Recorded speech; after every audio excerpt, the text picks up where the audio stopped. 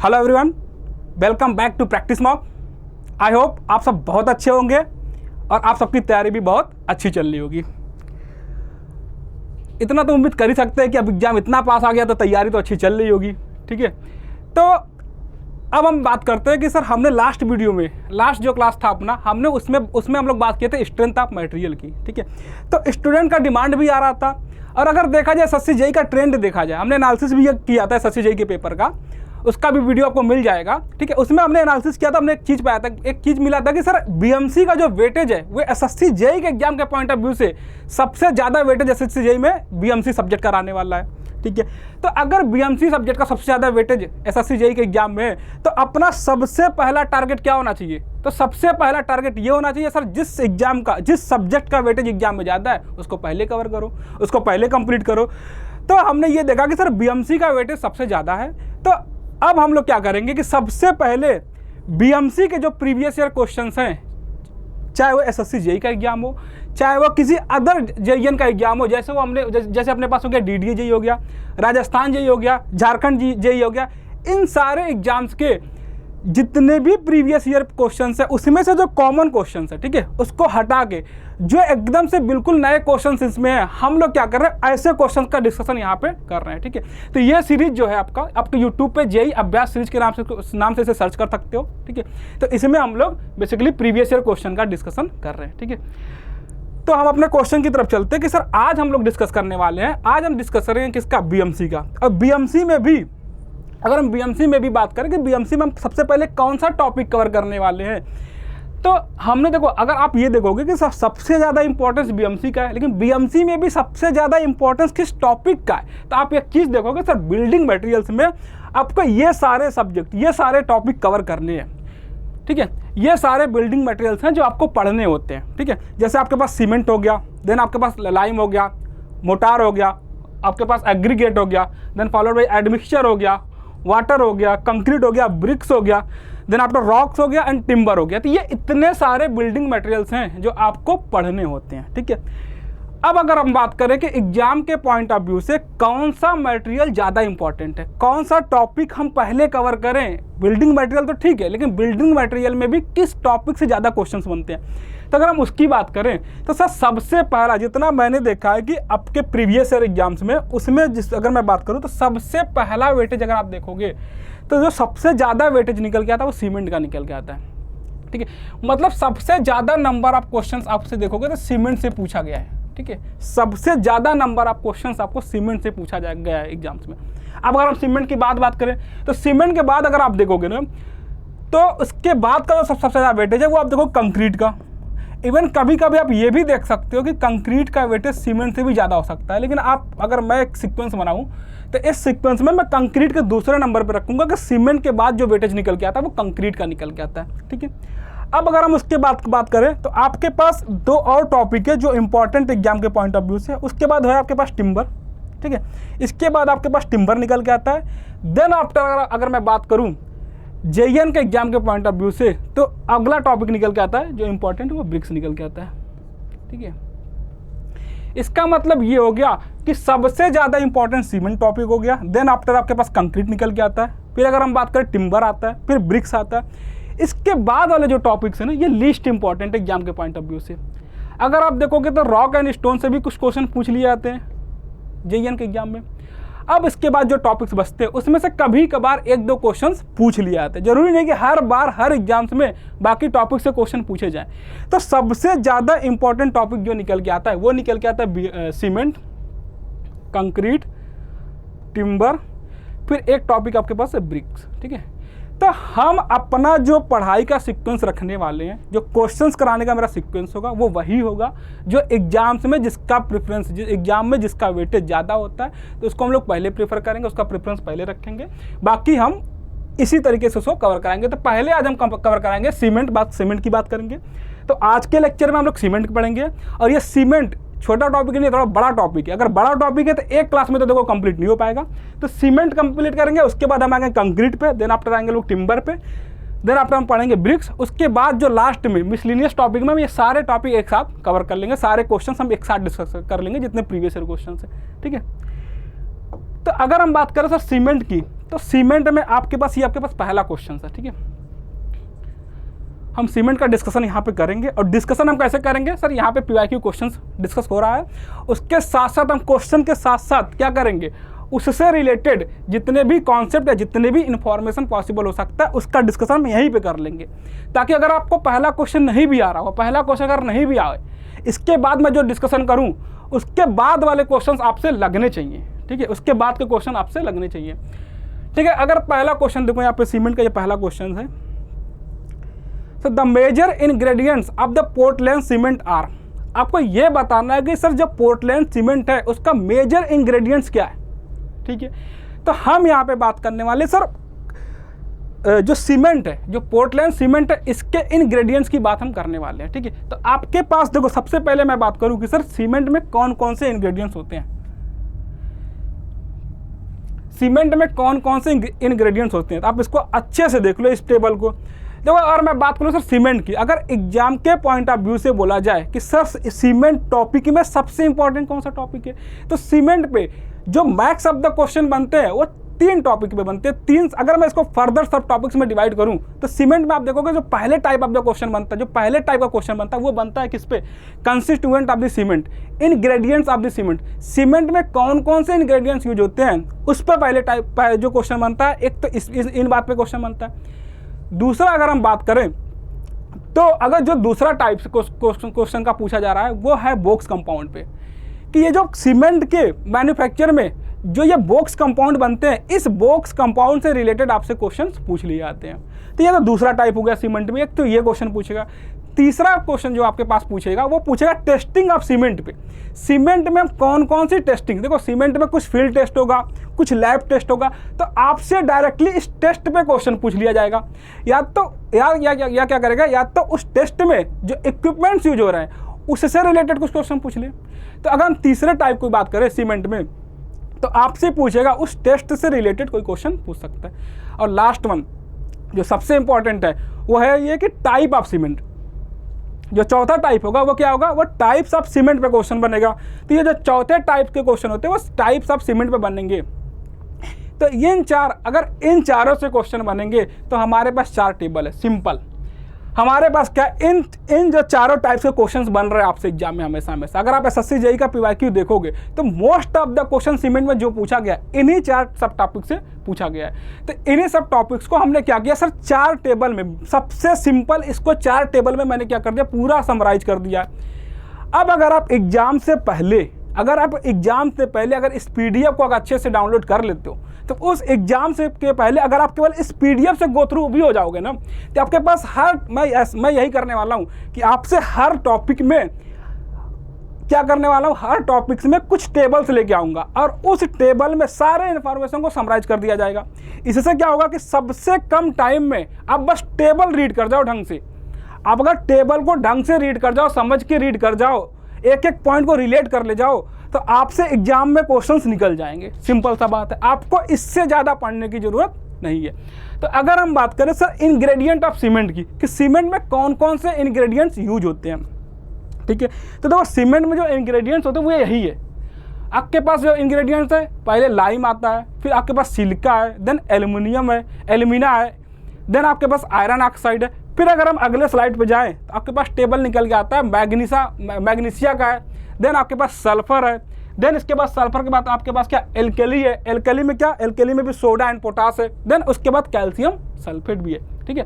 तो अगर हम इस चीज़ को भी अगर हम एक ट्रिक के माध्यम से याद रखें, देखो क्या, या तो आप सारी चीज़ों को याद रख पाओ, ठीक है, या तो आप अब सारी चीज़ों को याद रखने का सबसे बेस्ट तरीका होता है कि सर आप अपना खुद का एक ट्रिक्स बनाओ, कुछ ट्रिक ऐसे बनाओ जिसको आप एग्जाम में रिलेट करो और डायरेक्टली आंसर निकाल पाओ। तो अब क्या करना है कि सर ये देखो एक ऑर्डर में लिखा हुआ, अगर आप ये चीज़ देखोगे ना, एक ऑर्डर में लिखा हुआ है। यहाँ पे क्या है कि सर लाइम इंग्रेडिएंट है किसका, सीमेंट का। तो लाइम का परसेंटेज, कितना अमाउंट सीमेंट में लाइम का होता है, कितना परसेंटेज लाइम का होता है, आपको यहाँ पे लिखा हुआ है 62 to 67%, ठीक है। अगर हम बात करें सिल्का की तो 17 से 25% क्या होता है सीमेंट में, सिल्का होता है। देन आफ्टर अगर हम बात करें एल्यूमिना की, एल्यूमिना कितना होता है, 3 से 8% होता है। देन आपके पास है आयरन ऑक्साइड कितना, 3 से 4% है। इस टेबल में सब कुछ मेंशन है, ठीक है। तो लाइम हो गया, सिल्का हो गया, एल्यूमिना हो गया, आयरन ऑक्साइड हो गया, फिर आपके पास है मैग्नीसा है, सल्फर है, एल्कली है, एल्कली में भी सोडा एंड पोटास है, देन कैल्शियम सल्फेट है। ठीक है, अगर हम इसको याद रखें तो आप इसको इस ऑर्डर को ऐसे याद रख सकते हो कि सर आप क्या करो, लाइम को एल बोल दो, सिल्का का फर्स्ट लेटर एस, ए, आयरन ऑक्साइड का आई, फिर इसके बाद आपके पास क्या है, फिर इसके बाद आपके पास है एल एस ए आई, इसका फर्स्ट लेटर क्या है, एम है, देन एस है। एल्कली को आप सोडा से देखो, सोडा एंड पोटाश, ठीक है, तो एम एस एस। ठीक है, अगर हम इतने की बात करें तो आप इसके फर्स्ट लेटर से जो लेटर बन के आएगा, जो वर्ड बन के आएगा, आप इसको देखो एल साइमस। ठीक है,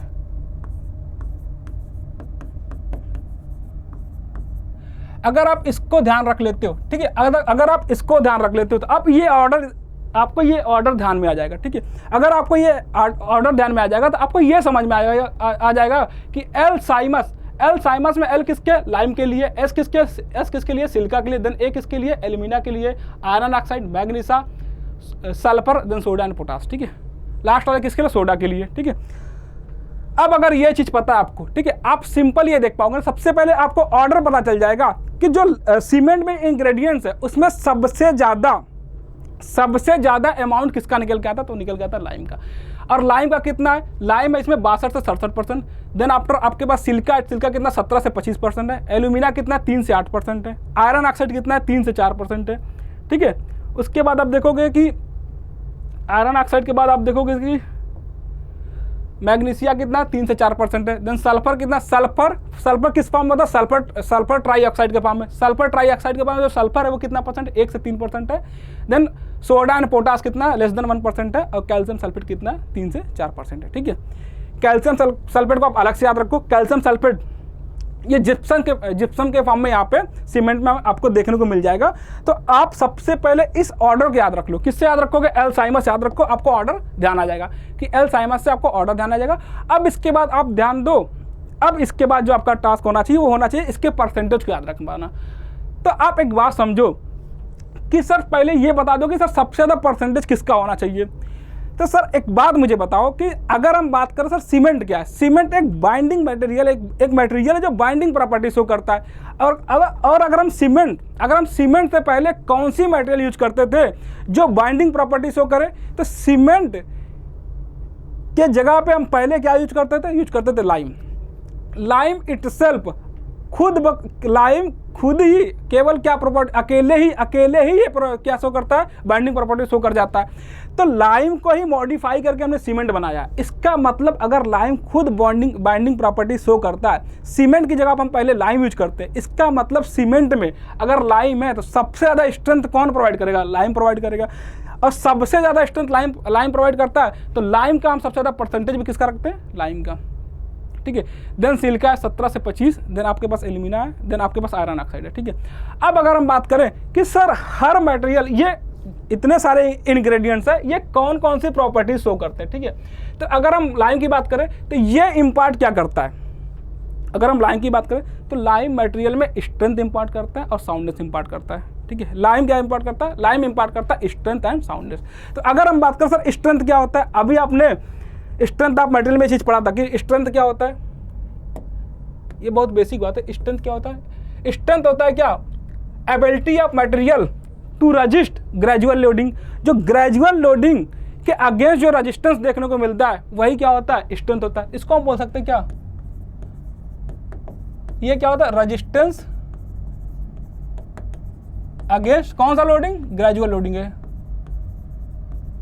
ग्रेजुअल लोडिंग। ये ध्यान रखना, इसमें बस ग्रेजुअल लोडिंग की बात होती है। अगर सडन लोडिंग हुआ तो दूसरी प्रॉपर्टी होती है। ठीक है, साउंडनेस क्या होता है, साउंडनेस होता है कि रेजिस्टेंस अगेंस्ट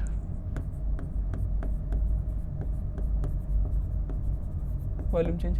सबसे पहले मैं ये बात कर लेता हूं कि जो लाइम होता है ये क्या इंपार्ट करता है, ये इंपार्ट करता है सीमेंट में स्ट्रेंथ एंड साउंडनेस। और स्ट्रेंथ क्या होता है, ये अभी हमने पढ़ के आया था स्ट्रेंथ ऑफ मटेरियल में कि क्या, ability of material to resist to resist gradual loading. ठीक है, अगर हम बात करें साउंडनेस की तो साउंडनेस क्या होता है, ability of material to resist volume change. ठीक है, तो रेजिस्टेंस अगेंस्ट ग्रेजुअल लोडिंग को हम क्या बोलते हैं, स्ट्रेंथ बोलते हैं। और रेजिस्टेंस अगेंस्ट वॉल्यूम चेंज को क्या बोलते हैं हम, साउंडनेस बोलते हैं। ये तो बात हो गया स्ट्रेंथ एंड साउंडनेस की। तो जो सीमेंट में लाइम होता है ये सीमेंट को क्या प्रोवाइड करता है, ये सीमेंट को स्ट्रेंथ प्रोवाइड करता है और क्या प्रोवाइड करता है, साउंडनेस प्रोवाइड करता है। ये दो प्रॉपर्टी आपको लाइम निकाल के देता है किसमें, सीमेंट में। अब अगर हम बात करें सर इस देखो हर इंग्रेडिएंट की कुछ ना कुछ प्रॉपर्टी निकल के आती है, ठीक है। और हर इंग्रेडिएंट की एक परमिसिबल लिमिट यहाँ पे फिक्स है कि 62 से 67% तक लाइम होना चाहिए। अब देखो अगर हम अपने किसी भी इंग्रेडिएंट को इस परमिसिबल लिमिट से ज़्यादा कर देंगे तो भी प्रॉब्लम निकल के आएगी। अगर इसके क्वांटिटी को परमिसिबल लिमिट से कम कर देंगे तो भी प्रॉब्लम निकल के आएगी। दैट मीन्स अगर हम ये बोलें कि कोई भी मटेरियल ये जितने भी इंग्रेडिएंट्स है अगर ये क्वांटिटी एक फिक्स क्वांटिटी ये जो लिमिट है आपसे 62 से 67% लाइम के लिए अगर बोला जाए, अगर इससे ज़्यादा कर दोगे तो भी प्रॉब्लम है, कम करोगे तो भी प्रॉब्लम है। इसका मतलब अब हमको एक और बात देखना पड़ेगा कि इस लिमिट से ज़्यादा अगर हम लाइम प्रोवाइड करेंगे तो क्या प्रॉब्लम आएगा और कम करेंगे तो क्या प्रॉब्लम आएगा। तो अगर ये एक्सेस में होगा, अगर लाइम एक्सेस में होगा तो ये क्या कर देगा, देखो सिंपल सा बात है, लाइम क्या करेगा, लाइम स्ट्रेंथ प्रोवाइड करता है। अगर लाइम स्ट्रेंथ प्रोवाइड करता है तो सर आपका पहला क्वेश्चन ये होना चाहिए, तो एक काम करो ना सर, अगर लाइम स्ट्रेंथ प्रोवाइड करता है तो लाइम के क्वांटिटी को हम बढ़ा दें और भी ज़्यादा बढ़ा दें। सर 67 क्यों, मैं 80% कर दे रहा हूँ लाइम को, नहीं। आप देखो अगर लाइम के क्वांटिटी को बढ़ा दोगे, अगर एक्सेस अमाउंट में लाइम डाल दोगे, स्ट्रेंथ तो बढ़ जाएगा, लेकिन उसके साथ साथ क्या होगा, सीमेंट क्या हो जाएगा, सीमेंट अनसाउंड हो जाएगा। अनसाउंड होने का क्या मतलब है, तो साउंडनेस क्या होता है कि रेजिस्टेंस अगेंस्ट वॉल्यूम चेंज, और अनसाउंडनेस का क्या मतलब है कि मटेरियल का वॉल्यूम क्या हो जाएगा, चेंज हो जाएगा। दैट मीन्स तो यहाँ पे मटेरियल क्या है, यहाँ पे मटेरियल सीमेंट है, तो सीमेंट का वॉल्यूम क्या हो जाएगा, इंक्रीज कर जाएगा। अनसाउंडनेस का मतलब है कि चेंज इन वॉल्यूम, ठीक है। और साउंडनेस का क्या मतलब होता है, resistance against change in volume, मतलब क्या कि वॉल्यूम चेंज ना कर देने की प्रॉपर्टी को हम बोलते हैं क्या, साउंडनेस। और अगर मटेरियल वॉल्यूम चेंज हो रहा है मटेरियल का, तो उसको क्या बोलेंगे कि मटेरियल क्या हो जा रहा है, अनसाउंड हो जा रहा है, ठीक है। इसका मतलब ये हो गया कि हम लाइम के क्वांटिटी को एक फिक्स अमाउंट से ज़्यादा नहीं बढ़ा सकते हैं। अगर फिक्स अमाउंट से ज़्यादा बढ़ा दोगे तो क्या हो जाएगा कि सर स्ट्रेंथ तो बढ़ जाएगा, बिल्कुल सही बात है, लेकिन उसके साथ साथ सीमेंट क्या हो जाएगा, अनसाउंड हो जाएगा। और अगर सीमेंट अनसाउंड होगा तो दिक्कत क्या पाएगी, देखो अगर सीमेंट अनसाउंड होने का क्या मतलब है, यहाँ पे लिखा हुआ है एक्सेस में, अगर एक्सेस में होगा तो ये क्या करेगा, ये सीमेंट को क्या कर देगा, अनसाउंड कर देगा। और अगर सीमेंट अनसाउंड हो जाएगा तो इससे क्या होगा, सीमेंट की वॉल्यूम क्या हो जाएगी, इंक्रीज हो जाएगा। इसका मतलब सीमेंट का वॉल्यूम क्या होगा, इंक्रीज हो जाएगा, ठीक है। और जब सीमेंट का वॉल्यूम इंक्रीज हो जाएगा तो क्या होगा, और जब सीमेंट का वॉल्यूम इंक्रीज हो जाएगा इसका मतलब सीमेंट एक्सपेंड कर जाएगा। और जब सीमेंट एक्सपेंड कर जाएगा उससे क्या होगा, मटेरियल या सीमेंट में क्या होगा, डिसइंटीग्रेशन देखने को मिलेगा। मटेरियल डिसइंटीग्रेट कर जाएगा, जिस भी स्ट्रक्चर में आप सीमेंट यूज कर रहे हो वो क्या कर जाएगा, वो डिसइंटीग्रेट कर जाएगा, ठीक है। तो इसका मतलब क्या होगा, अनसाउंड का मतलब क्या हो जाएगा, मटेरियल की वॉल्यूम क्या कर जाएगा, इंक्रीज कर जाएगा और बाद में आपको डिसइंटीग्रेशन देखने को मिलेगा। मटेरियल क्या कर जाएगा, डिसइंटीग्रेट कर जाएगा, ठीक है।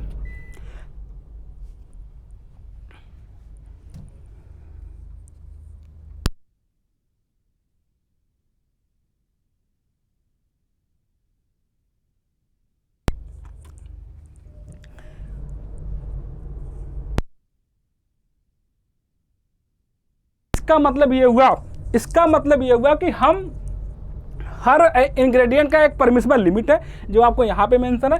आप इंग्रेडिएंट को उससे ज़्यादा या कम नहीं कर सकते। अब देखना, जल्दी से देखना आप इस चीज़ को कि अगर आप, ये तो हो गया एक्सेस की बात। अब अगर हम बात करें डिफिशियंसी की, अगर ये लाइम के अमाउंट को हम कम डाल दें, कितने 62% है मिनिमम, 62 से 67% होना चाहिए। अगर हम इसके अमाउंट को कम कर देते, ठीक है, अगर लाइम के अमाउंट को कम कर देते तो क्या प्रॉब्लम आएगा। तो सबसे पहली बात, सर लाइम क्या प्रोवाइड करता है, लाइम इम्पार्ट करता है स्ट्रेंथ। इसका मतलब अगर डिफिशियंसी होगा लाइम का तो क्या होगा, मटेरियल का स्ट्रेंथ क्या हो जाएगा, डिक्रीज हो जाएगा। तो ये क्या करेगा, क्या रिड्यूस करेगा, स्ट्रेंथ रिड्यूस हो जाएगा, पहली बात। और दूसरी बात एक और है कि ये सेटिंग टाइम को भी क्या कर देगा, कम कर देगा। अच्छा, सेटिंग टाइम को कम कर देगा का क्या मतलब है, सेटिंग टाइम क्या होता है, यहाँ पे मेंशन है कि क्या है कि अगर ये डिफिशियंसी में होगा तो इसका स्ट्रेंथ रिड्यूस होगा और सेटिंग टाइम क्या हो जाएगा, कम हो जाएगा। सेटिंग टाइम का क्या मतलब है? सेटिंग टाइम वो टाइम है जब हम सीमेंट में क्या किए, जब हमने सीमेंट में पानी मिलाया, ठीक है, सीमेंट में जब हमने पानी मिलाया तो जितने टाइम तक हम सीमेंट के साथ काम कर पा रहे हैं। काम करने का क्या मतलब है सर? काम करने का मतलब यहाँ पे उस चीज़ से कि सर हमको क्या करना है, हमने कंक्रीट में सीमेंट मिलाया होगा, अब हमको कंक्रीट को कहीं ले जाना होगा, ट्रांसपोर्ट करना होगा, कंक्रीट को कहीं प्लेस्ड करना होगा। तो mixing, transporting, placing and finishing, इन सारे काम को जो करने में टाइम लगता है उसको हम क्या बोलते हैं?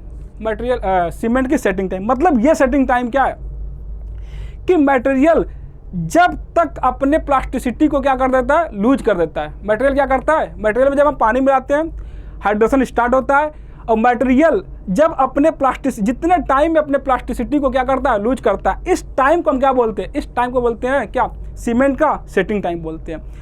और ये जो प्लास्टिसिटी है, ये जो मटेरियल अपनी प्लास्टिसिटी को लूज कर रहा है, इसका क्या मतलब है कि मटेरियल प्लास्टिक है और जब तक मटेरियल प्लास्टिक स्टेट में होता है तभी तक हम क्या कर पाते हैं, मटेरियल के साथ हम काम कर पाते हैं, सीमेंट कंक्रीट के साथ हम काम कर पाएंगे। मतलब क्या? कंक्रीट को हम मिक्स करना, उसको ट्रांसपोर्ट करके ले जाना, फिर उसकी प्लेसिंग करना, मतलब उसको लगाना, देन आफ्टर उसको जो फिनिशिंग का काम है, इन सारे काम को हम तब तक कर पाते हैं जब तक मटेरियल में क्या होता है, जब तक कंक्रीट में क्या होगा, प्लास्टिसिटी होगा। तो सीमेंट क्या प्रोवाइड करता है? सीमेंट में प्लास्टिसिटी प्रोवाइड करता है और उसमें भी कौन सा इंग्रेडिएंट रिस्पॉन्सिबल है? तो लाइम जो है ये फ्लैश सेटिंग के लिए रिस्पॉन्सिबल है, अगर इसके क्वांटिटी को क्या कर दिया जाए, कम कर दिया जाए। ठीक है, तो डिफिशियंसी कर दोगे तो क्या हो जाएगा, इसका स्ट्रेंथ रिड्यूस हो जाएगा और इसका सेटिंग टाइम भी रिड्यूस हो जाएगा। देन आफ्टर आपके पास सिल्का है, तो सिल्का अगेन सिल्का क्या करता है, सिल्का स्ट्रेंथ प्रोवाइड करता है। ठीक है, सिल्का स्ट्रेंथ प्रोवाइड करेगा और अगर सिल्का को एक्सेस में यूज कर लोगे, अगर एक्सेस अमाउंट में होगा सिल्का तो क्या होगा, स्ट्रेंथ तो इंक्रीज करेगा। अगेन वही बात कि अगर ये स्ट्रेंथ प्रोवाइड करेगा तो अगर ये एक्सेस में होगा स्ट्रेंथ तो इंक्रीज करेगा बस, बट उसके साथ साथ सेटिंग टाइम भी क्या कर जाएगा, इंक्रीज कर जाएगा। इसका मतलब जहाँ पे आपको क्विक सेटिंग प्रॉपर्टी चाहिए होगा वहाँ पे हम सिल्का को क्या करेंगे, कम रखेंगे। ठीक है, इसका मतलब क्या हो गया कि अगर ये एक्सेस अमाउंट में होगा तो ये स्ट्रेंथ इंक्रीज करेगा, बट साथ साथ में ये क्या करेगा, ये सीमेंट का सेटिंग टाइम भी इंक्रीज कर देगा। अब आपके पास आता है एल्यूमिना निकल के। एल्यूमिना क्या करता है, एल्यूमिना क्या एल्यूमिनियम का एक ऑक्साइड है Al2O3। ठीक है, अब एल्यूमिना क्या करता है, ये रिस्पॉन्सिबल है किसके लिए, ये रिस्पॉन्सिबल है क्विक सेटिंग के लिए। ठीक है, तो ये सीमेंट में क्विक सेटिंग के लिए रिस्पॉन्सिबल है। ठीक है, अब एल्यूमिना क्विक सेटिंग के लिए रिस्पॉन्सिबल है। और दूसरी बात कि ये किस तरीके से एक्ट करता है, ये एक्ट करता है as a flux. As a flux act करने का क्या मतलब है कि ये एक काम करता है कि जब सीमेंट का मैन्युफैक्चरिंग हो रहा होता है, तो जब सीमेंट की मैन्युफैक्चरिंग हो रहा होता है तो ये सीमेंट के क्लिंकरिंग टेम्परेचर को क्या करता है, डिक्रीज कर देता है, कम कर देता है। इसका क्या मतलब है, अगर ये सीमेंट के क्लिंकरिंग टेम्परेचर को कम करने का मतलब है कि सर ये क्लिंकरिंग टेम्परेचर क्या है, तो वो टेम्परेचर वो टेम्परेचर है जिस पे सीमेंट के पार्टिकल्स फॉर्म्ड हो रहे होंगे, जिस पे सीमेंट के पार्टिकल, जिस टेम्परेचर पे सीमेंट के पार्टिकल्स बोल रहे हैं, सीमेंट के क्लिंकर्स बोल लो, वो जिस टेम्परेचर पे बन रहे होंगे उस टेम्परेचर को क्या कर देता है, ये एल्यूमिना उस टेम्परेचर को क्या कर देता है, रिड्यूस कर देता है। अच्छा, उससे क्या होगा, अगर वो क्लिंकरिंग टेम्परेचर को रिड्यूस कर रहा है, इसका मतलब क्या होगा, इससे आपको क्या प्रॉफिट निकल जाएगा, तो इससे आपका एक प्रॉफिट ये निकल के आएगा कि आपका कास्ट बच जाएगा, क्योंकि आप टेम्परेचर प्रोवाइड करने में कुछ कास्ट अप्लाई कर रहे होगे। क्यों? क्योंकि जो सीमेंट की मैन्युफैक्चरिंग होती है वो कितने टेम्परेचर होती है, वो 1400 से लेके 1600 डिग्री सेंटीग्रेड पे सीमेंट की मैन्युफैक्चरिंग होती है। इसका मतलब ये हो गया कि अगर आप एल्यूमिना मिलाते हो तो ये क्या करता है, ये क्लिंकरिंग टेम्परेचर को क्या करता है, रिड्यूस करता है। ठीक है, और उसके साथ साथ ये एक और काम करता है, ये क्या करता है, क्विक सेटिंग प्रॉपर्टी क्या करता है, रिप्रेजेंट करता है। उससे इसका क्या मतलब है कि ये जो सेटिंग टाइम है, ये सेटिंग टाइम को क्या कर देता है, कम कर देता है। ठीक है, ये तो बात होगी एल्यूमिना का। अब उसके बाद आपके पास क्या है, इसके बाद आपके पास है आयरन ऑक्साइड। ठीक है, अब देखना आयरन ऑक्साइड क्या,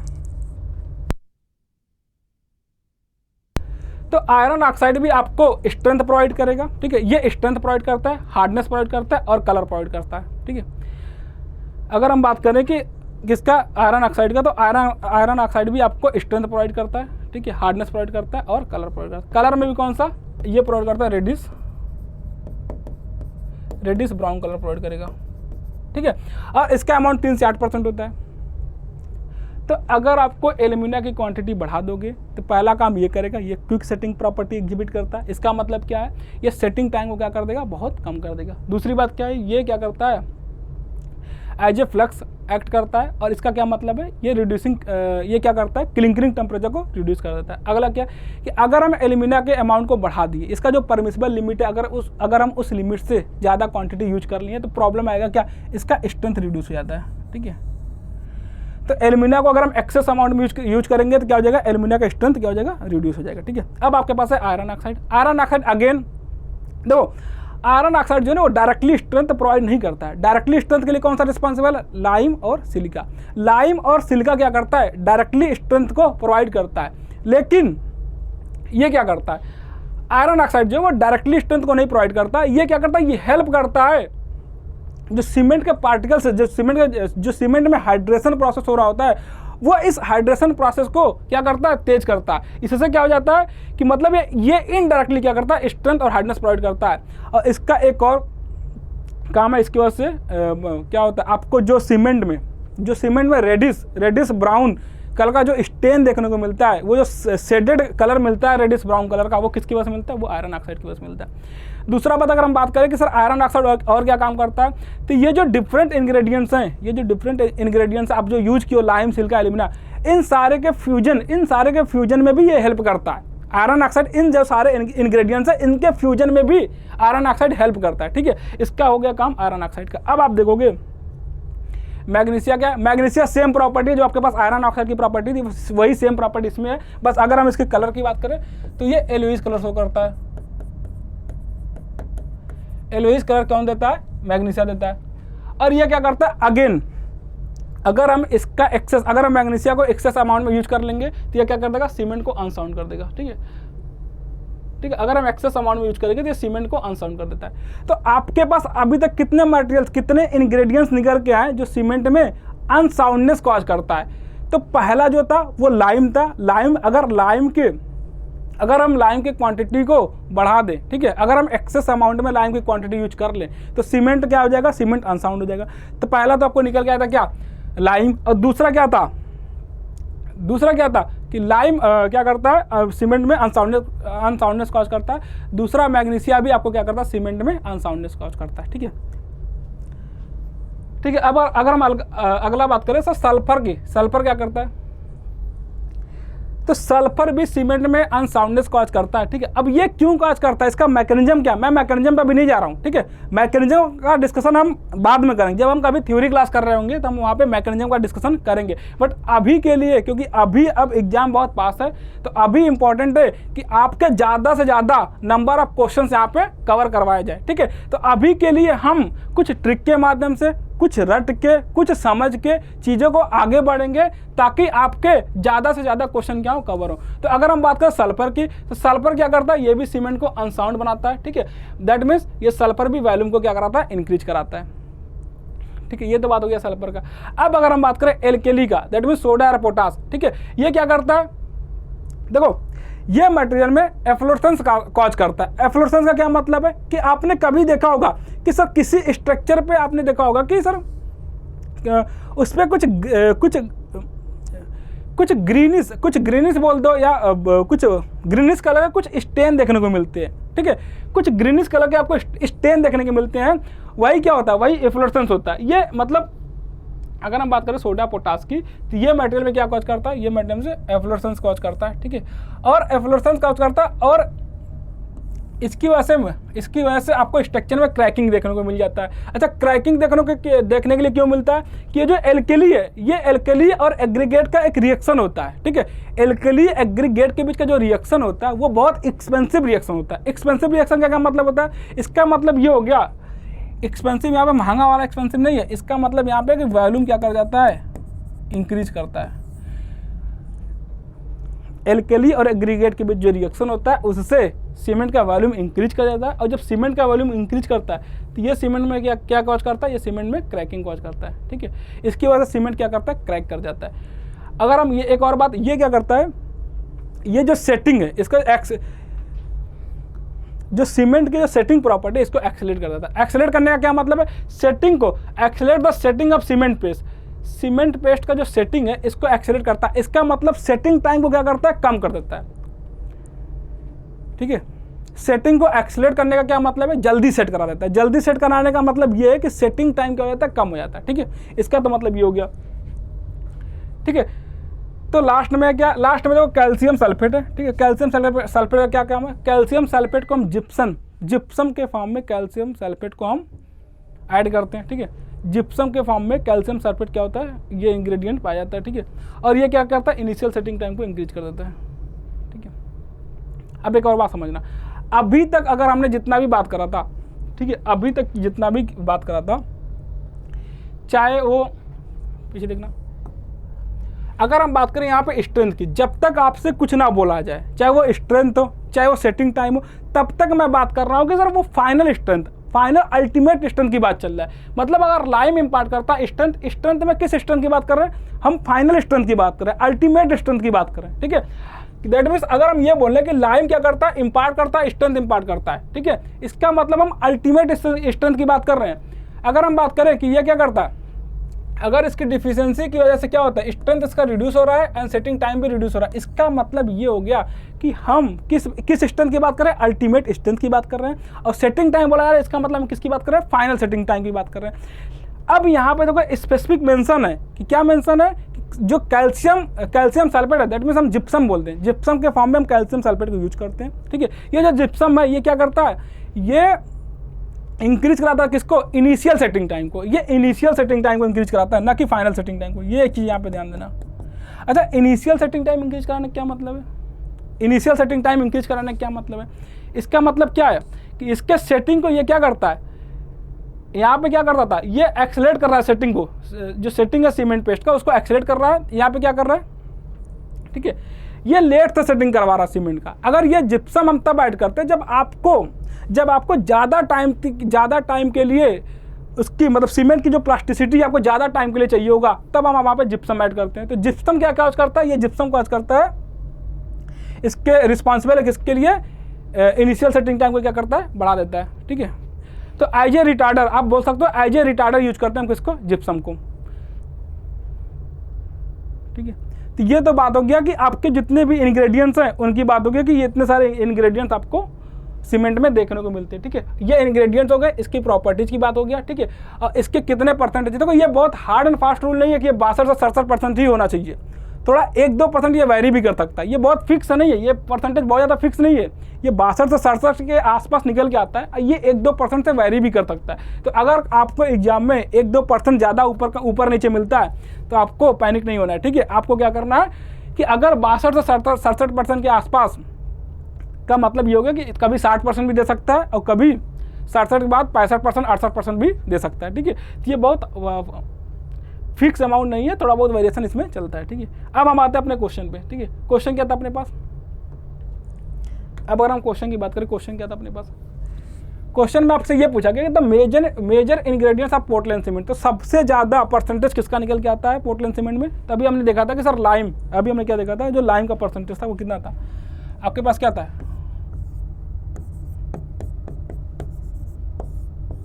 ठीक है, आपके पास ये था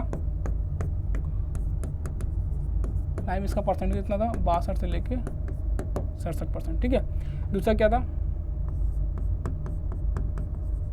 इसका परसेंटेज कितना था, 17 से लेके 25%। तीसरा क्या था, एल्यूमिना था, कितना था, 3 से लेके 8%। ठीक है, ये क्या पाया आपके पास, आयरन ऑक्साइड है, ये कितना है, आयरन ऑक्साइड आपके पास कितना है, 3 से लेके 4%।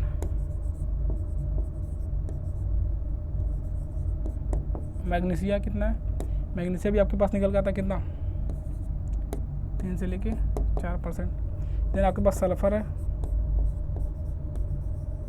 कितना है, 1 से 3% निकल के आता है। आपके पास एल्कली या सोडा है, पोटास बोल दो, क्या है,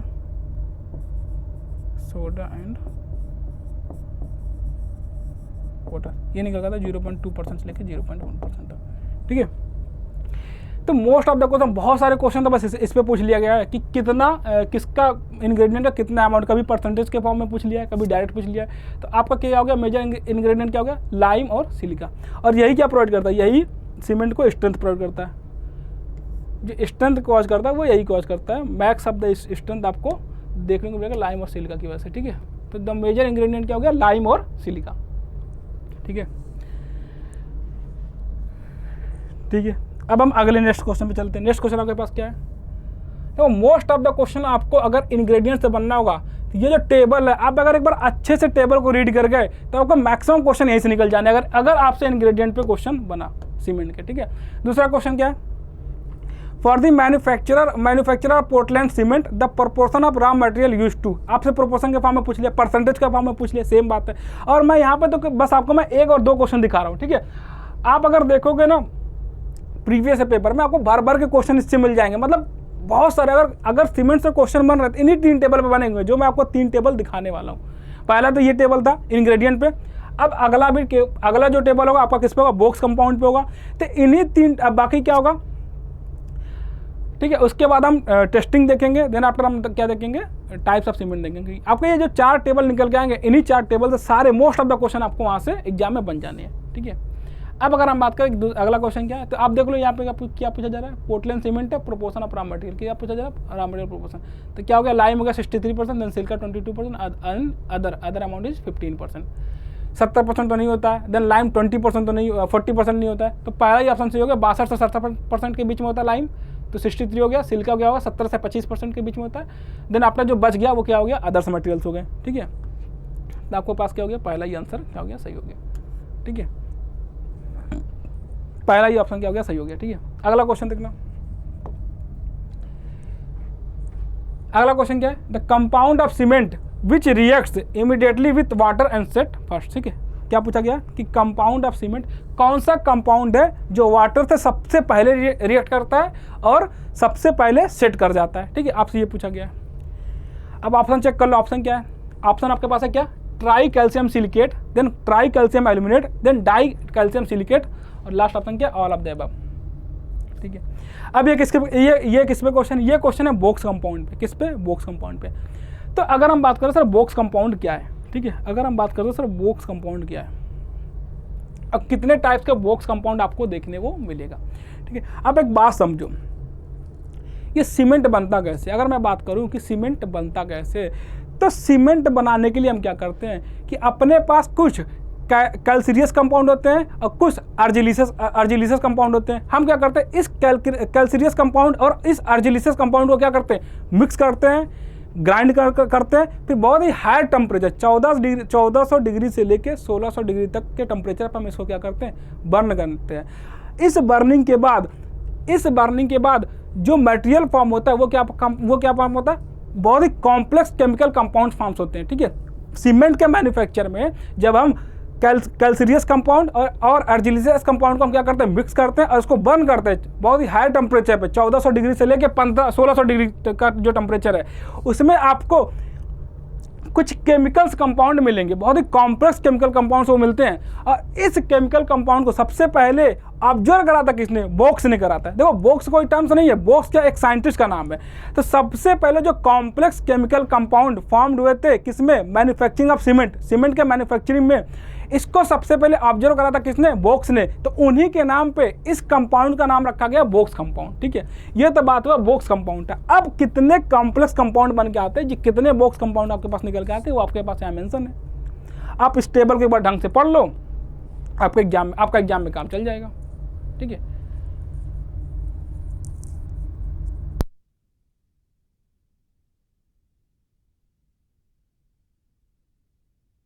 इस टेबल में सब कुछ क्या है, मेंशन है, ठीक है। अगर हम बात करें सबसे पहला कंपाउंड, देखो सबसे पहले आपको देखने को मिलेगा ट्राई कैल्शियम सिलिकेट, इसको क्या बोलते हैं, इसको एलाइड बोलते हैं। देन आपके पास निकल गया था डाई कैल्शियम सिलिकेट, इसको क्या बोलते हैं, इसको बेलाइड बोलते हैं। इसके बाद आपके पास क्या है, इसके बाद आपके पास है ट्राई कैल्शियम एल्यूमिनेट, इसको क्या बोलते हैं, इसको हम सेलाइड बोलते हैं। देन आफ्टर आपके पास क्या है, टेट्रा कैल्शियम एल्यूमिनोफेरेट, चौथा क्या है, टेट्रा कैल्शियम एल्यूमिनोफेरेट। तो आपके पास ये 4 बॉक्स कंपाउंड है जिससे आपको पढ़ना है। तो पहला हो गया क्या, पहला हो गया एलाइट, पहला क्या बोलते हैं, एलाइट ट्राई कैल्शियम सिलिकेट, कि पहला क्या है, ट्राई कैल्शियम सिलिकेट, पहला ट्राई कैल्शियम सिलिकेट है। देन आफ्टर आपके पास क्या है, डाई कैल्शियम सिलिकेट है। उसके बाद क्या है, ट्राई कैल्शियम एल्यूमिनेट है। और चौथा क्या है, टेट्रा कैल्शियम एल्यूमिनोफेरेट है। अब इसके नाम पे देखो, ट्राई कैल्शियम सिलिकेट को और क्या नाम देते हैं, एलाइट देते हैं। डाई कैल्शियम सिलिकेट को क्या बोलते हैं, बेलाइट बोलते हैं। देन आपके पास क्या है, सेलाइट, देन आपके पास फेलाइट। तीसरा क्या है, सेलाइट है, और चौथा क्या है, चौथा है आपके पास फेलाइट। ठीक है, तो ये 4 बॉक्स कंपाउंड निकल के आते हैं और इन चारों का जो केमिकल फार्मूला वो भी लिखा हुआ है। ट्राई कैल्शियम सिलिकेट का मतलब है कि 3, यहां पे देखोगे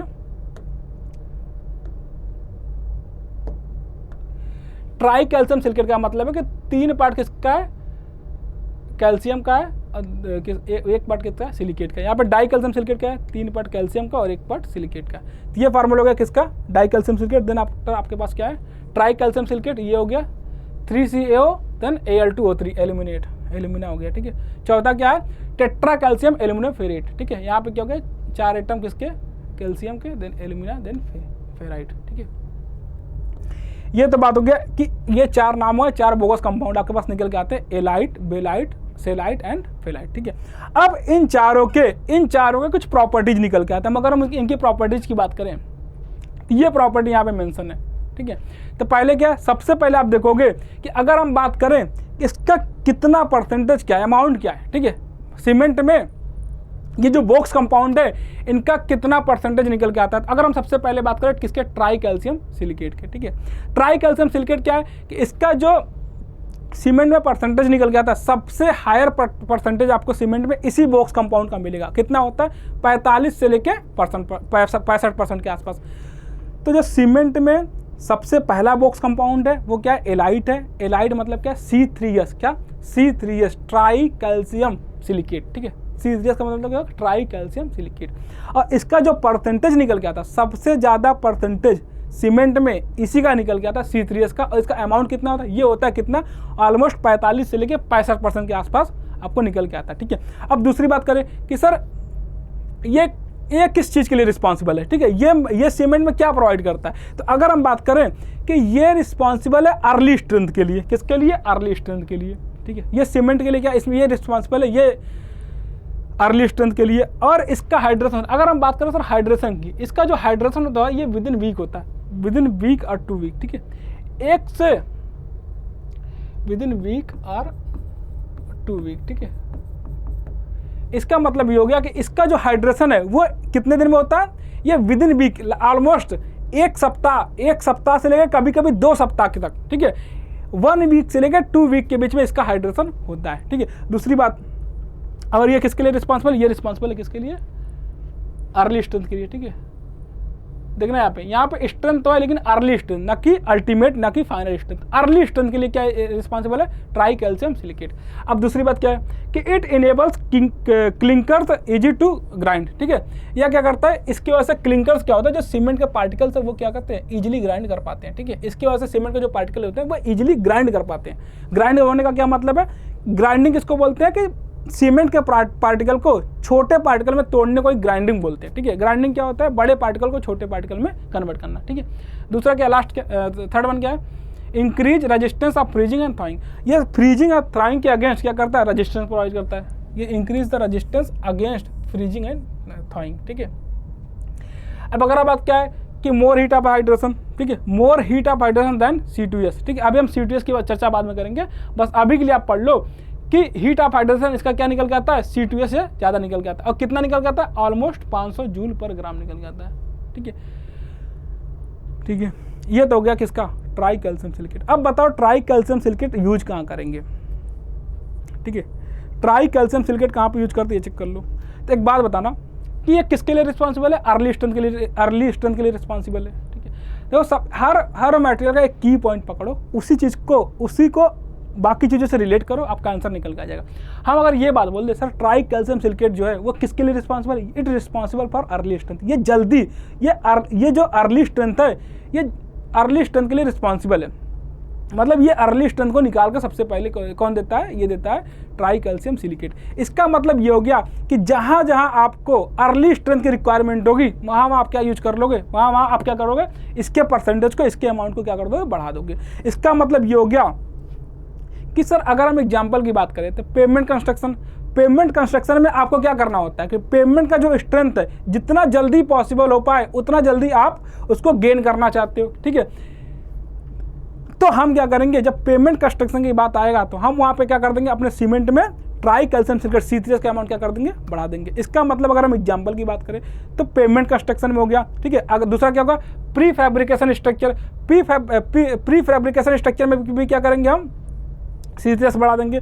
कोल्ड वेदर कंक्रीटिंग में क्या करेंगे हम, देखो कोल्ड वेदर कंक्रीटिंग क्या होगा, टेम्परेचर कम होगा, और टेम्परेचर कम होगा तो हम क्या करेंगे, वहाँ पे C3S इसलिए प्रोवाइड करेंगे क्योंकि ये क्या करता है, मोर हीट ऑफ हाइड्रेशन देता है, और जब ये मोर हीट ऑफ हाइड्रेशन देता है तो हम कोल्ड वेदर कंडीशन में हम क्या कर लेंगे, C3S को यूज कर लेंगे। अगला क्या है कि जहाँ पे आपको फ्रेमवर्क को आपको जहाँ पे फिर से रीयूज करना पड़े, अपने कंस्ट्रक्शन को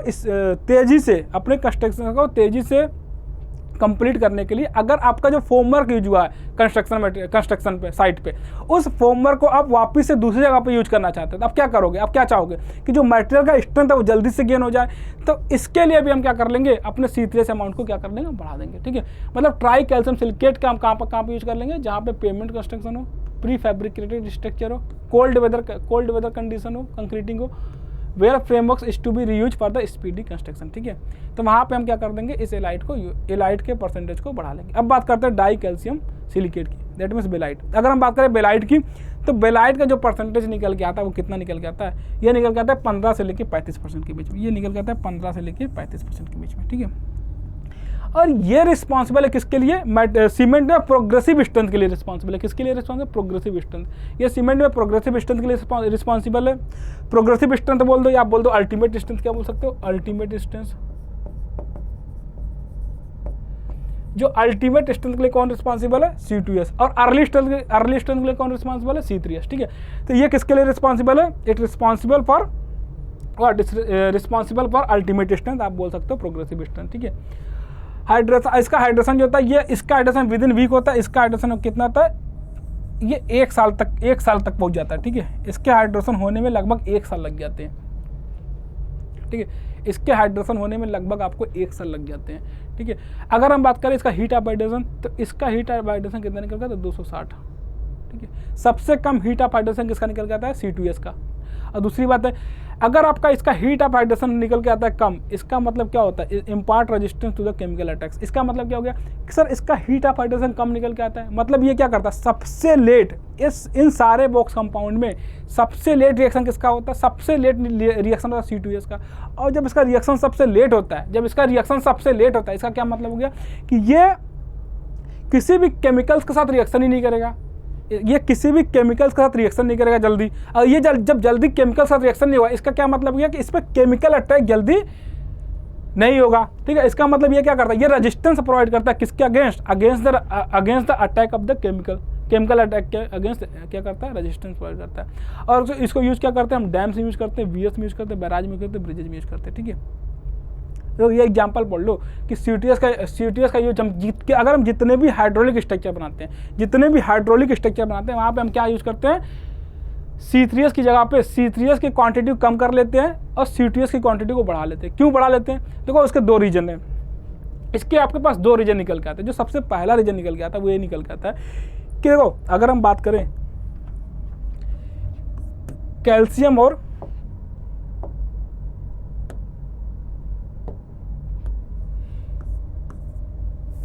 जो कैल्शियम और सिलिका है, ये क्या करता है, ये वाटर के साथ रिएक्शन करके क्या बनाता है, ये बनाता है आपका CHS जेल। ये वाटर के साथ रिएक्शन करके क्या बनाता है, CHS जेल बनाता है, ठीक है। और यही जो CHS जेल है, यही आपके सीमेंट में यही CHS जेल रिस्पॉन्सिबल है किसके लिए, बाइंडिंग प्रॉपर्टी के लिए। जो सीमेंट में बाइंडिंग प्रॉपर्टी निकल के आता है, ये किससे निकल के आता है, CHS जेल से निकल के आता है। ये आपको बाइंडिंग प्रॉपर्टी निकाल के देता है। और जो C3S है, जब C3S वाटर के साथ रिएक्शन करता है, ये बनाता है क्या, यही बनाता है अगेन CHS जेल। ये CHS जेल बनाता है, ठीक है। और साथ में क्या बनाता है,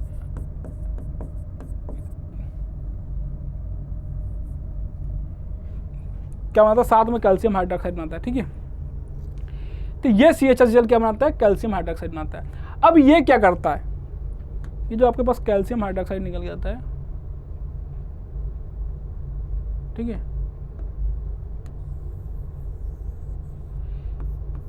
ये क्या करता है, ये स्ट्रक्चर से लीच आउट कर जाता है, लीच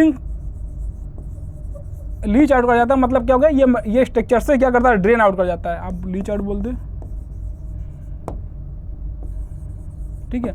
ये स्ट्रक्चर से क्या कर जाता है, ड्रेन आउट कर जाता है। और जब ये स्ट्रक्चर से ड्रेन आउट करता है तो ये क्या करता है, स्ट्रक्चर में जहां से ये निकल रहा होता है, ये जो कैल्शियम हाइड्रोक्साइड है, जब ये स्ट्रक्चर से ड्रेन आउट करता है तो ये स्ट्रक्चर को पोरस बना देता है। अगर स्ट्रक्चर को पोरस बना देता है, इसका मतलब क्या हो गया, स्ट्रक्चर की परमिबिलिटी को क्या कर देता है, इंक्रीज कर देता है। और हम क्या चाहेंगे, हम ये चाहेंगे आपका जो भी हाइड्रोलिक स्ट्रक्चर बना रहे हो आप, वो वाटर प्रूफ होना चाहिए, ठीक है, वो लीक प्रूफ होना चाहिए, वहाँ पे लीकेज अलाउड ना हो। तो इसका मतलब ये हो गया कि अगर आप इसको प्रोवाइड कर दोगे, एक तो आपके पास कैल्शियम हाइड्रोक्साइड बनता है, ये कैल्शियम हाइड्रोक्साइड क्या होता है, स्ट्रक्चर से ड्रेन आउट होता है। इस ड्रेनेज की वजह से स्ट्रक्चर का क्या, स्ट्रक्चर की पोरोसिटी बढ़ जाती है, स्ट्रक्चर पोरस हो जाता है। उससे क्या होता है कि हम अपने हाइड्रोलिक स्ट्रक्चर को, जहाँ पे हमको हाइड्रोलिक स्ट्रक्चर बनाना होता है, वहाँ पे हम C3H की अमाउंट को क्या कर लेते हैं, कम कर लेते हैं। इसके अमाउंट को क्या कम कर लेते हैं। और हमको स्ट्रेंथ भी बढ़ाना, स्ट्रेंथ तो चाहिए ही होगा ना। अगर हम C3H को कम करेंगे, इसका क्या मतलब होगा, इसका मतलब होगा कि सर ये तो ठीक है कि ये तो बात ठीक है, बट अगर C3H कम करोगे तो उसका स्ट्रेंथ कम हो जाएगा, क्योंकि C3H रिस्पॉन्सिबल है किसके लिए, स्ट्रेंथ के लिए रिस्पॉन्सिबल है। अगर C3H को कम करोगे तो फिर आप स्ट्रेंथ गेन हो पाए, उसके लिए क्या कर लोगे, C2H की क्वांटिटी को इंक्रीज कर दोगे, ठीक है। स्ट्रेंथ कंप्रोमाइज ना हो, इसके लिए हम क्या करेंगे, C2H की क्वांटिटी को इंक्रीज कर लेंगे। इसका मतलब ये हो गया कि जहाँ पे आपको हाइड्रोलिक स्ट्रक्चर बनाने हो, वहाँ पे आप क्या यूज करोगे, C2H यूज करोगे, C2H की क्वांटिटी ज़्यादा यूज करोगे। अगर हम बात करें दूसरा, सर ये तो बात ठीक है, अगर हम बात करें मास कंक्रीटिंग की, मास कंक्रीटिंग में भी हम C3H के अमाउंट को कम करते हैं और C2H के अमाउंट को ज़्यादा करते हैं। मास कंक्रीटिंग में क्यों कम करते हैं, तो मास कंक्रीटिंग में क्या होगा, देखो अगर हम बात करें हीट ऑफ हाइड्रेशन की, तो अगर हम हीट ऑफ हाइड्रेशन की बात करें तो जो ट्राई कैल्शियम सिलिकेट है, इसमें हीट ऑफ हाइड्रेशन कितना निकल जाता है, 500 के आसपास। अगर हम इसकी बात करें C2H की, बेलाइट की, तो यहाँ पे हीट ऑफ हाइड्रेशन कितने निकल जाता है, 260 के आसपास, मतलब ऑलमोस्ट इसका आधा निकल के आता है। तो जब यहाँ पे हीट जनरेट होता है, ये देखो जो सीमेंट का हाइड्रेशन प्रोसेस है, ये क्या, ये एक्जोथर्मिक प्रोसेस है। अगर ये एक्जोथर्मिक प्रोसेस है तो क्या होगा, यहाँ पे हीट जनरेट होगा। अगर यहाँ पे हीट जनरेट होगा तो इसको हीट को निकलने के लिए रास्ता चाहिए होगा स्ट्रक्चर से।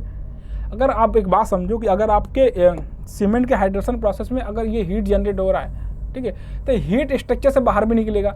अगर ये हीट स्ट्रक्चर से बाहर निकलेगा तो जिस रास्ते से होकर ये हीट बाहर जा रहा होगा, उस रास्ते से क्या, उस वहाँ पे एक क्रैक जनरेट कर देगा, ठीक है, वहाँ पे एक क्रैक जनरेट कर देगा। अगर वापिस से जब ये क्रैक जनरेट कर रहा है, इसका मतलब क्या हो गया कि जहाँ पे आपको हाइड्रोलिक स्ट्रक्चर हो, ठीक है, जहाँ पे आप हाइड्रोलिक स्ट्रक्चर बना रहे हो, वहाँ पे आप क्या करोगे, C3H की क्वांटिटी को कम करना पड़ेगा, क्योंकि इसका हीट ऑफ हाइड्रेशन ज़्यादा है। और जब इसका हीट ऑफ हाइड्रेशन ज़्यादा है तो ये क्या करेगा, स्ट्रक्चर में क्रैक जनरेट करेगा। तो जब हम इसके क्वांटिटी कम करेंगे तो स्ट्रेंथ कम होगा, तो हम वहाँ पर क्या कर देंगे, C2H की क्वांटिटी को बढ़ा देंगे, ठीक है।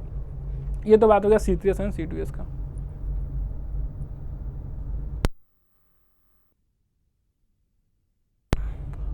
ठीक है, और मास कंक्रीटिंग में भी हम क्या करते हैं, C2H यूज करते हैं। क्यों यूज करते हैं, देखो हमको क्या करना चाहिए होता है, मास कंक्रीटिंग में आपको बहुत टाइम लग जाता है, स्ट्रक्चर को बनाने में टाइम भी ज़्यादा लगता है। वापस से हम क्या करेंगे, जब आपको अल्टीमेट स्ट्रेंथ, प्रोग्रेसिव स्ट्रेंथ चाहिए होगा, तो आप C2H यूज करोगे, ठीक है, क्योंकि आपके पास जो मास कंक्रीटिंग है उसके कंस्ट्रक्शन में टाइम ज़्यादा लग रहा है। अगर कंस्ट्रक्शन में टाइम ज़्यादा लग रहा है, इसका मतलब आपको अर्ली स्ट्रेंथ चाहिए, अर्ली स्ट्रेंथ की रिक्वायरमेंट नहीं है। अगर आपके पास अर्ली स्ट्रेंथ की रिक्वायरमेंट नहीं है तो आप क्या यूज़ करोगे, डाई कैल्शियम सिलिकेट यूज करोगे। और यहाँ पे डाई कैल्शियम सिलिकेट यूज करोगे तो मटेरियल क्या रहेगा, मटेरियल की परमिबिलिटी कम रहेगी, और जितने भी मास कंक्रीटिंग है वहाँ पे परमिबिलिटी आपको कम निकल के आएगी, तो मटेरियल में क्रैक्स भी आपको नहीं जल्दी देखने को मिलेगा। तो ये तो बात हो गया किसका, डाई कैल्शियम सिलिकेट का। अब आपके पास तीसरा वो सेलाइट है। सेलाइट क्या है, ट्राई कैल्शियम एल्यूमिनेट, C3A, ठीक है। तीसरा क्या है, C3A। इसका परसेंटेज देखो 4 से 14%, ठीक है।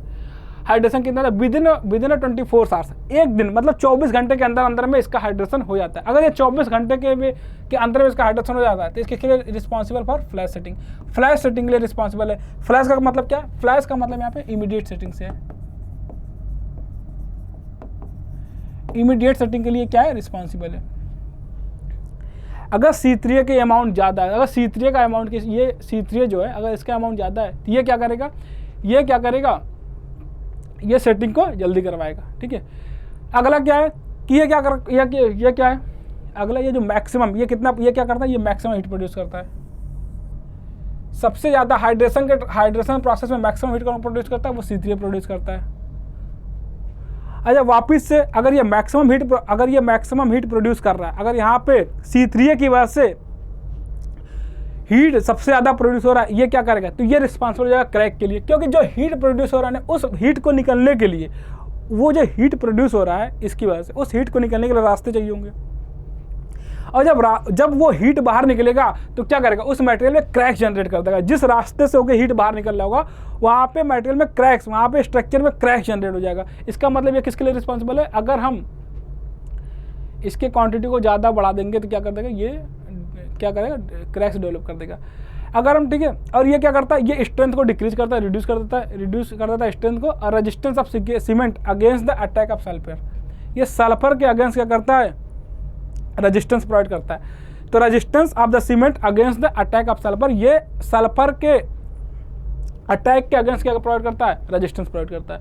अगला क्या है, ये आपका हार्मफुल इंग्रेडिएंट है। ये हार्मफुल इंग्रेडिएंट है क्योंकि देखो ये क्या कर रहा है, स्ट्रेंथ को रिड्यूस करा रहा है, ठीक है, स्ट्रेंथ रिड्यूस करा रहा है, फ्लैश सेटिंग लिए रिस्पॉन्सिबल है, ठीक है।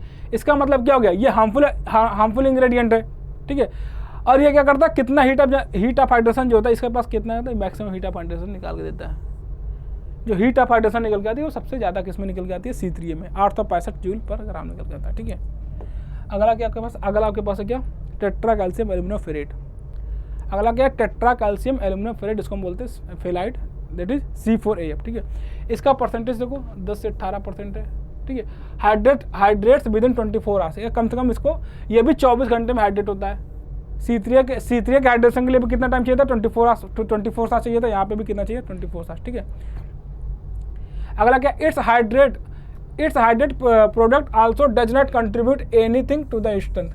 अब ये बोल सकते हो ना कि ये स्ट्रेंथ में इसका कोई कंट्रीब्यूशन नहीं है, स्ट्रेंथ में इसका कोई भी कंट्रीब्यूशन नहीं है, इसीलिए हम इसको क्या बोलते हैं, वर्स्ट, ये बोल सकते हैं ये सबसे वर्स्ट सीमेंटिंग प्रॉपर्टी शो करता है। सबसे वर्स्ट सीमेंटिंग प्रॉपर्टी कौन शो करता है, ये शो करता है कौन सा, टेट्रा कैल्शियम एल्यूमिनियम फेरेट, ठीक है। अगला क्या है, reduce the resistance of cement against the attack of sulphur. ये भी क्या करता है, सल्फर के अगेंस्ट रेजिस्टेंस प्रोवाइड करता है।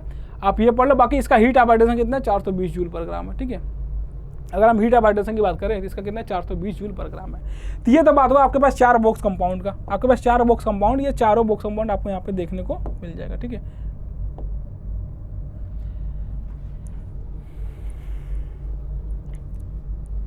ये सारे क्वेश्चन आप अगर देखोगे एग्जाम में, SSC JEE में, या तो आप किसी भी JEE एग्जाम को, या किसी भी JEE के एग्जाम को आप उठा के देखोगे तो सीमेंट से जो भी क्वेश्चन बने हैं या तो इंग्रेडिएंट्स पे बनेंगे, या तो आपके बॉक्स कंपाउंड पे बनेंगे, या फिर आप देखोगे तो फिर टेस्टिंग ऑफ सीमेंट पे कुछ क्वेश्चन बन सकते हैं, फिर लास्ट में बनता है आपको किस पे से क्वेश्चन, टाइप ऑफ सीमेंट पे क्वेश्चन बनते हैं। तो अगर हम बॉक्स कंपाउंड पे क्वेश्चन की बात करें, जो प्रीवियस क्वेश्चन आपके पास है, तो आपके पास देखो अगला क्वेश्चन क्या है, the constituent of cement which is responsible for initial setting time of cement is, ठीक है। कौन सा कंस्टिट्यूएंट इसमें किसके लिए रिस्पॉन्सिबल है, इनिशियल सेटिंग टाइम के लिए रिस्पॉन्सिबल है, देख लो। तो इनिशियल सेटिंग टाइम के लिए क्या है, di calcium silicate, tri calcium silicate, tri calcium aluminate, तो सही बात है, ट्राई कैल्शियम एल्यूमिनेट है। फ्लैश सेटिंग के लिए कौन सा रिस्पॉन्सिबल है, ट्राई कैल्शियम एल्यूमिनेट। अभी आपने, अगर आप इस टेबल को ढंग से एक बार पढ़ लोगे ना तो आपके सारे क्वेश्चंस बन जाएंगे, ठीक है, आपके सारे क्वेश्चन इस टेबल से बन जाएंगे, ठीक है। Tri calcium aluminate responsible for flash setting, flash setting के लिए कौन सा रिस्पॉन्सिबल है, ट्राई कैल्शियम एल्यूमिनेट, ठीक है। अब देखना, ये तो चौथा क्वेश्चन हो गया। अब पांचवा देखना क्या है, पांचवा क्या है, good variety of cement contains higher percentage of, ठीक है। अगर आपको सीमेंट की जो गुड वैरायटी चाहिए, अच्छे वैरायटी के जो सीमेंट होगा उसमें किसका परसेंटेज ज़्यादा निकल के आएगा, तो इसका मतलब है स्ट्रेंथ के लिए कौन सा रिस्पॉन्सिबल है, ठीक है। गुड वैरायटी क्या मतलब है, आपको हायर स्ट्रेंथ चाहिए होगा, मतलब हायर स्ट्रेंथ चाहिए, आपको स्ट्रेंथ ज़्यादा चाहिए होगा। अगर आपको स्ट्रेंथ ज़्यादा चाहिए, ठीक है, तो कौन सा आंसर हो जाएगा, ठीक है। अगर आपको स्ट्रेंथ ज़्यादा चाहिए तो कौन सा आंसर हो जाएगा, ठीक है। तो ट्राई कैल्शियम सिलिकेट, ठीक है। जो C3A है, C3S, ठीक है, ये किसके लिए रिस्पॉन्सिबल है, रिस्पॉन्सिबल फॉर अर्ली स्ट्रेंथ, ठीक है। अर्ली स्ट्रेंथ के लिए रिस्पॉन्सिबल है। तो अगर आपको गुड वैरायटी ऑफ सीमेंट चाहिए तो उसमें क्या होना चाहिए, C3S के अमाउंट क्या होना चाहिए, ज़्यादा होना चाहिए। ठीक है। अगर अगला बात देखो, क्या रैपिड सेटिंग सीमेंट कंटेन्स, क्या रैपिड सेटिंग, आपको सेटिंग पहले करवाना है, फ्लैश सेटिंग करवाना है, आप बोलते हैं रैपिड सेटिंग करवाना, वापस से सेम क्वेश्चन हो गया। रैपिड सेटिंग के लिए क्या, रैपिड सेटिंग के लिए कौन सा रिस्पॉन्सिबल है, C3 रिस्पॉन्सिबल है। अगर आपको रैपिड सेटिंग करवाना है देन आपके पास आंसर निकल गया C3 है। ठीक है। अब देखो तो सही, जितने भी, अभी तो मैंने बस यहाँ पे इतने ही क्वेश्चन पिक कर, अगर आप देखोगे ना बहुत सारे क्वेश्चन एकदम सिमिलर सेम पैटर्न पे, यही सेम क्वेश्चन अब आपसे बार बार पूछा जा रहा है कि रैपिड सेटिंग के लिए कौन सा रिस्पॉन्सिबल है, अर्ली स्ट्रेंथ के लिए कौन सा बॉक्स कंपाउंड रिस्पॉन्सिबल है, मास कंक्रीटिंग में कौन सा बॉक्स कंपाउंड यूज हो रहा है। ठीक है। प्री फैब्रिकेशन में कौन सा बॉक्स कंपाउंड यूज हो रहा है। तो आपसे यही क्वेश्चन पूछेगा। अगर इस टेबल को आप एक बार ढंग से पढ़ लोगे तो आपको सारे क्वेश्चन बन जाएंगे। ठीक है। सातवां क्या है, the increase rate of strength gain, क्या increase rate of strength gain of the rapid hardening cement is achieved by. ठीक है। सातवां क्या है, ठीक है, कि अगर आपको क्या करना है, the increase rate of strength gain of the rapid hardening cement, rapid hardening cement है। ठीक है। अगर आप जो आपका जो ये इंक्रीज रेट आपको देखने को मिल रहा है स्ट्रेंथ, वो किसकी वजह से मिलता है, वो मिलता है किसकी वजह से, हायर कंटेंट ऑफ C3S की वजह से मिलता है। ठीक है। ये किसकी वजह से, हायर कंटेंट ऑफ C3S। ठीक है। अगला देखना एक बार, अगला क्या, which of the following box compound of cement liberates maximum heat of hydration. इसमें से मैक्सिमम हीट ऑफ हाइड्रेशन आपको कौन सा बॉक्स कंपाउंड की वजह से देखने को मिलता है। ठीक है। जो मैक्सिमम हीट ऑफ हाइड्रेशन किसकी वजह से मिलता है आपको ये बताना है। ठीक है।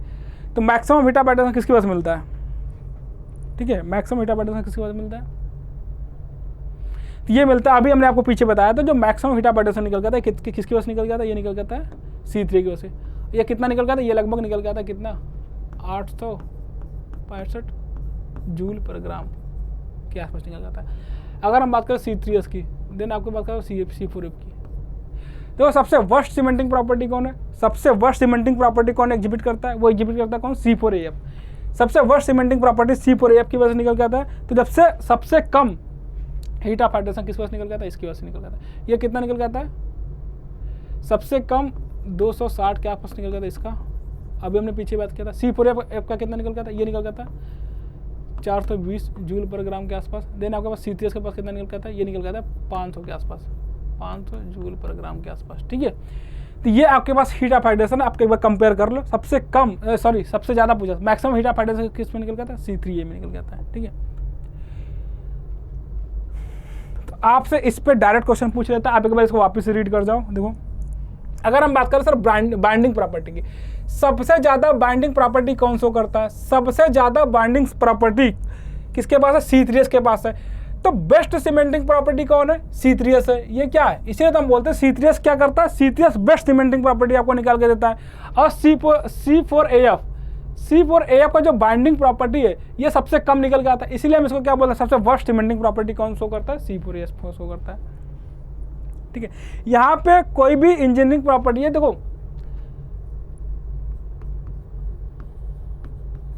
वर्स्ट सीमेंटिंग प्रॉपर्टी निकाल देता है। ठीक है। अगर देखो रेट ऑफ हाइड्रेशन का, यहाँ पे रेट ऑफ हाइड्रेशन का ऑर्डर गिवन है। ठीक है। रेट ऑफ हाइड्रेशन किसका सबसे ज़्यादा निकल जाता है, वो निकल जाता है किसका, C4AF का। ठीक है। अगर आप C4AF और C3A में कंपेयर करोगे तो दोनों का जो हाइड्रेशन होता है वो with in a day complete हो जाता है। With in a day hydration आपको दोनों में देखने को मिलेगा, किसमें, C4AF और C3A में। अगर हम इन दोनों में भी कंपेयर करें तो C4AF का हाइड्रेशन C3A से भी ज़्यादा तेजी से होता है। तो इसका मतलब C4AF का रेट किससे निकल जाता है, C3A, then followed by C3S, then followed by C2S। तो सबसे कम, इसलिए तो ये किसके लिए रिस्पॉन्सिबल है, अल्टीमेट स्ट्रेंथ के लिए ये क्या है, रिस्पॉन्सिबल है। तो जो सबसे कम रेट ऑफ हाइड्रेशन निकल के आता है, किसका निकल के आता है, C2S का। कितना निकल के आता है।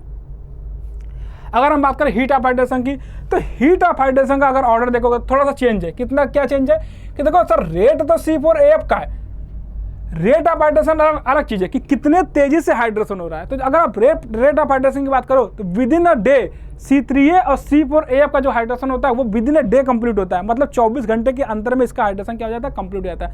उसमें भी C4AF का जो रेट है C3S ज़्यादा निकल जाता है। और अगर हम बात करें C3S का, इसके हाइड्रेशन में लग जाते हैं कम से कम 1 सप्ताह।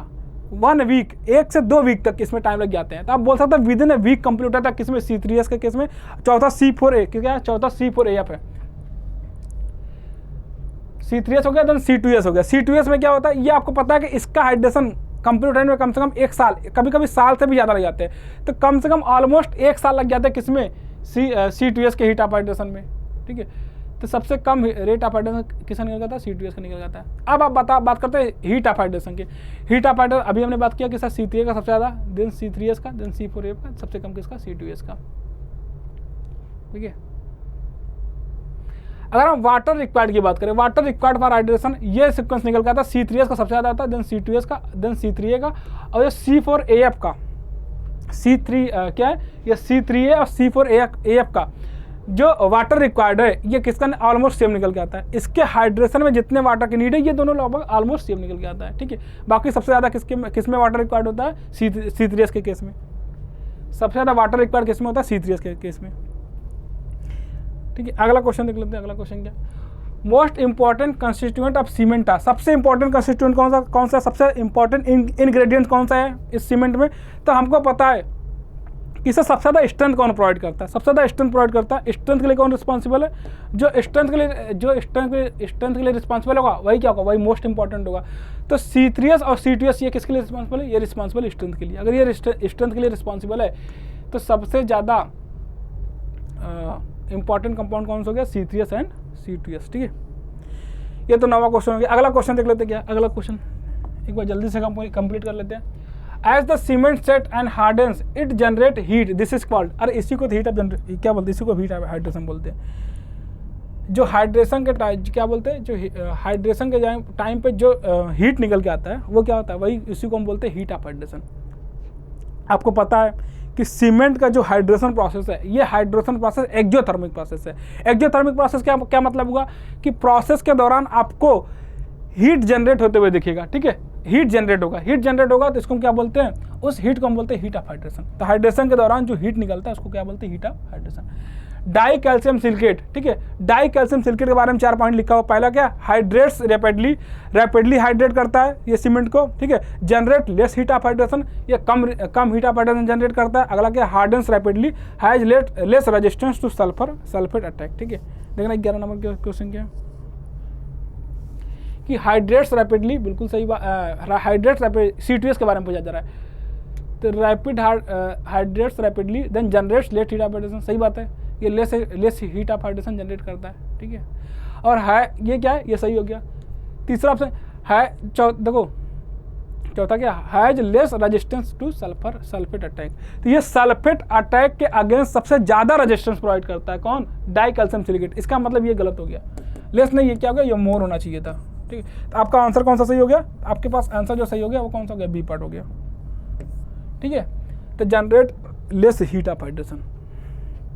अगला क्वेश्चन क्या है, hydration of cement is due to the chemical action of the water, ठीक है। Hydration of cement is due to the chemical action of the water, क्या है, tri calcium silicate and di calcium silicate, ठीक है। अगला क्या है, di calcium silicate and tri calcium aluminate, ठीक है। अगला क्या है, तो देखो जो हाइड्रेशन होता है ये चारों बॉक्स कंपाउंड के नाम लिख के, क्या है, tri calcium silicate, then di calcium silicate, di calcium silicate, then tri calcium silicate, tri calcium aluminate and tri calcium aluminoferrite. ये चारों ही क्या बॉक्स कंपाउंड का क्या होता है, हाइड्रेशन होता है। ये चारों ही बॉक्स कंपाउंड रिस्पॉन्सिबल है किसके लिए, हाइड्रेशन के लिए। तो ये चारों क्या हो गया, ऑल ऑप्शन करेक्ट हो गया। अगला चेक करना क्या है, ठीक है। ये तो आपके आज के 12 क्वेश्चन हो गए, किस पे हो गए, एक तो इंग्रेडिएंट्स पे हो गए और दूसरा किस पे हो गया, बॉक्स कंपाउंड के हो गए। अगले क्लास में कुछ और क्वेश्चन आपको हम बॉक्स कंपाउंड पे लेके आएंगे। बाकी अगर आप इस टेबल को एक बार ढंग से पढ़ोगे तो सारे क्वेश्चन आपके बन जाएंगे, ठीक है। तो आज के लिए इतना ही रखते हैं। आपका आज का ये लास्ट क्वेश्चन था, आज के लिए इतना रखते हैं। और लास्ट में आपके पास लास्ट स्लाइड ये निकल के आती है, ठीक है। अगर अभी तक आपने टेस्ट सीरीज ज्वाइन नहीं करा है, ठीक है, अब सबसे बेस्ट टाइम है आपको टेस्ट सीरीज अब ज्वाइन बिल्कुल कर लेना चाहिए, ठीक है।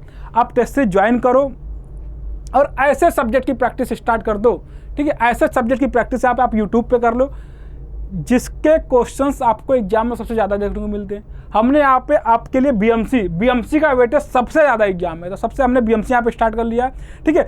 हम ये ट्राई करेंगे। अभी तो आज हमने आपको 12 क्वेश्चन दिखाए, अगले क्लास में हम चाहेंगे कि और भी ज़्यादा क्वेश्चंस आपके कवर करवाए जाए, और जो सिमिलर टाइप के क्वेश्चन होंगे उसको हम थोड़ा उसको थोड़ा अवॉइड करेंगे। सिमिलर टाइप के क्वेश्चन यहाँ पे नहीं करवाएंगे। जितने नए क्वेश्चन होंगे, ठीक है, नए टाइप के क्वेश्चन होंगे जिनको सॉल्व करने को दिक्कत फेस करनी पड़ सकती है, ऐसे क्वेश्चन हम यहाँ पे सॉल्व करवाएंगे, ठीक है। बाकी आप प्रैक्टिस मार्क पे जाओ, टेस्ट सीरीज ज्वाइन करो, ठीक है, और अपने प्रिपरेशन को और इनहेंस करो। Thank you everyone.